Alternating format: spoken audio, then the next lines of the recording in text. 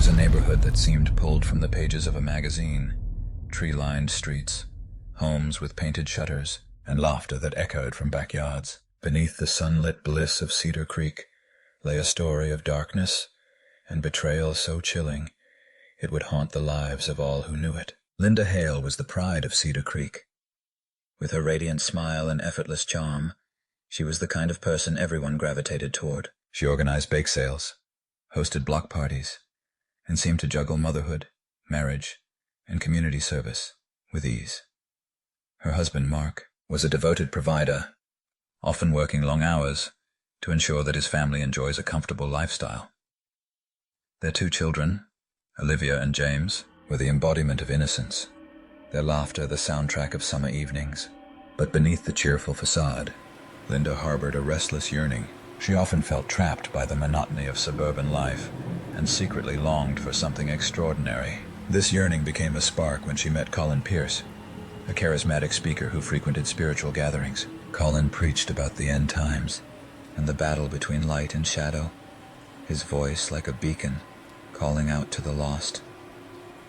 For Linda, it wasn't just his message that captivated her.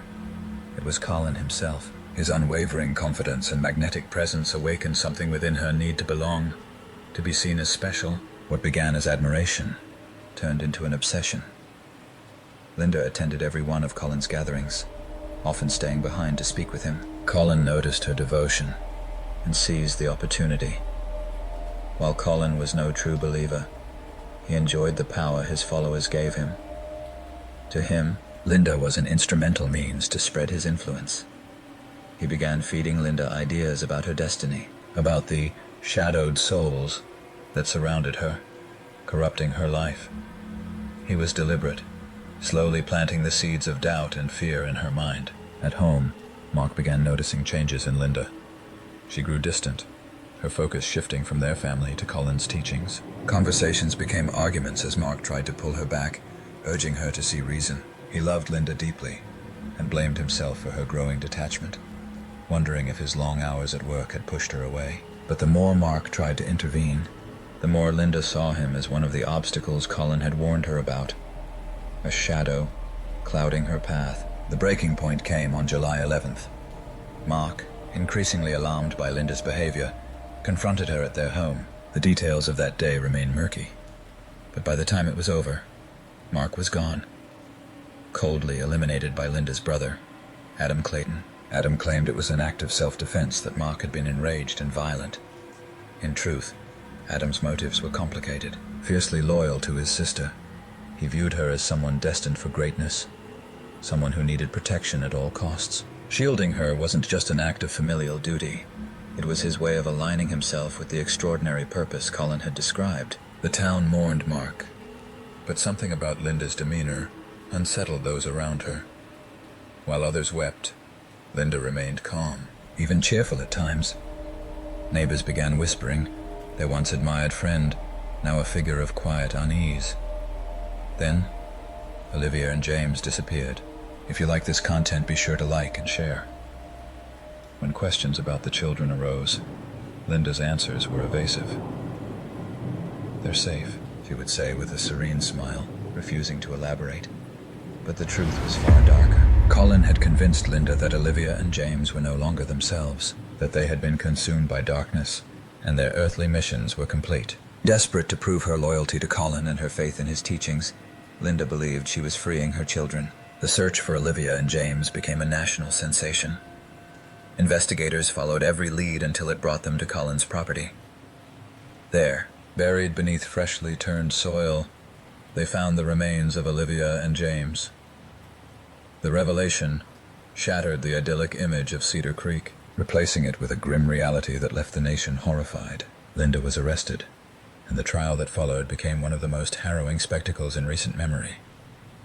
In court, she sat composed, her face betraying little emotion, as prosecutors painted her as a mother, consumed by obsession. Friends and neighbors took the stand, their testimonies painting a picture of a woman who had been kind and loving before falling under Colin's spell. Tapes of Linda and Colin discussing their apocalyptic plans played for the courtroom, their chilling words leaving spectators in tears. The parallels to another infamous case began to surface. The 1994 trial of Susan Trent, a mother who drowned her children to maintain a relationship with a man who didn't want them. Both Linda and Susan had betrayed the sacred bond of motherhood, sacrificing their children for twisted desires. Both spun elaborate lies to cover their tracks, and both became symbols of maternal betrayal that would haunt public memory for years. The most haunting moment of Linda's trial came when investigators described the state of Olivia's and James's remains. For the first time, Linda's composure cracked. A single tear rolled down her cheek, a fleeting glimpse of the woman she once had been, buried beneath the layers of manipulation and delusion. The verdict was swift and decisive. Linda Hale was found guilty on all counts. Colin, too, faced justice, his web of deceit unraveled in full view of the nation.